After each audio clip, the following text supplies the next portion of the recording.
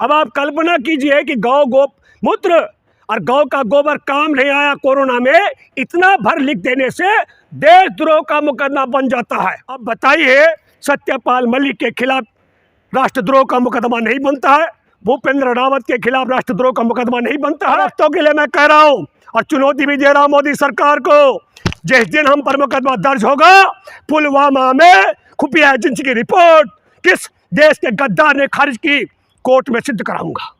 दोस्तों नमस्कार, मैं हूं भूपेंद्र रावत और मैं आज बात करूंगा हमारे देश के अंदर। आपको मैं एक रोचक उदाहरण देता हूं।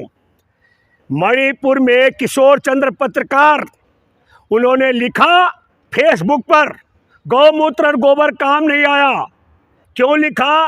क्योंकि मणिपुर का भाजपा प्रदेश अध्यक्ष एस टिकेंद्र कोरोना से मर गया। और जैसे ही चंद्र किशोर ने यह पत्र लिखा, चंद्र किशोर उसको शेयर करने वाले एक सामाजिक कार्यकर्ता पर देशद्रोह का मुकदमा बनाया गया। अब आप कल्पना कीजिए कि गौ गोमूत्र और गौ का गोबर काम नहीं आया कोरोना में, इतना भर लिख देने से देशद्रोह का मुकदमा बन जाता है। हमारे देश में बिहार, गोवा, जम्मू कश्मीर और मेघालय का राज्यपाल रह चुके सत्यपाल मलिक आरोप लगा रहे हैं कि पुलवामा में 14 फरवरी 2019 को 40 जवानों की हत्या मोदी सरकार ने इसलिए करा दी क्योंकि 5 जहाज नहीं दिए और उन पर राष्ट्रद्रोह का मुकदमा नहीं बन रहा है।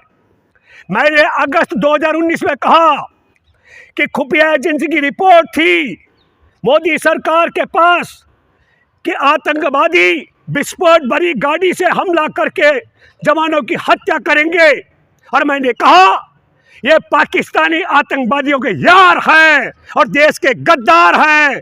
इन्होंने खुफिया एजेंसी की रिपोर्ट जानबूझ के खारिज करवाई ताकि जवानों की हत्या करवाई जा सके।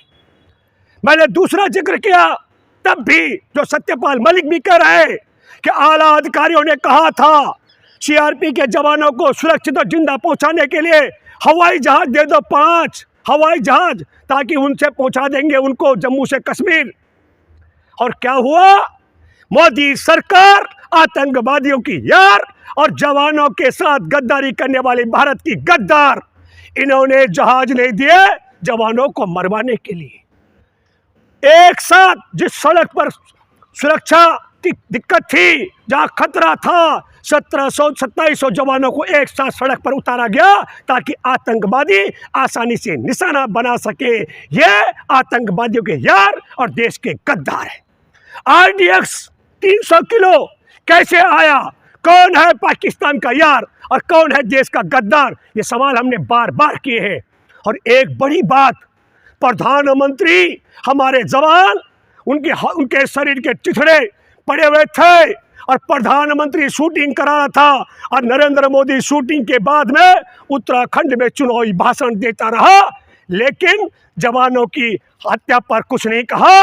तब हमने दावा किया था कि बिना बुलाए पाकिस्तान जाने वाला, देश को बिना बताए जाने वाला, वहां जाके आतंकियों के साथ बिरयानी खाने वाला देश का गद्दार है और आतंकवादियों का यार है। और दूसरा बात, सैयद अली अब्बास का पार्टनर, हमारे देश के राष्ट्रीय सुरक्षा सलाहकार का बेटा उसका साझेदार है।